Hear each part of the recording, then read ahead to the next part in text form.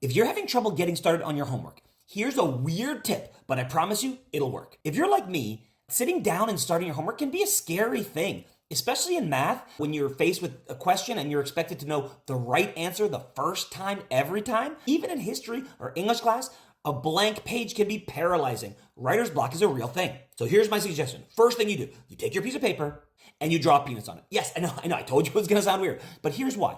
Once you've done that, this paper is ruined. You can't possibly turn this into your teacher. There's a penis on it. So now you're liberated. You're free to make any mistakes you want on this paper because you can't mess it up more than it's already messed up. So now you can try something and fail and try again and experiment and learn. And then you can figure out the answer without the pressure of having to be right. Especially in math, when you're expected to know the right answer and go from the first step to the second step to the final step in order every single time on the first try, that's an unreasonable standard. Mess up, make your mistakes, and then once you figure out the answer, now you're forced to go back and write it up neatly, and then it will make more sense and it will look nice and cool too.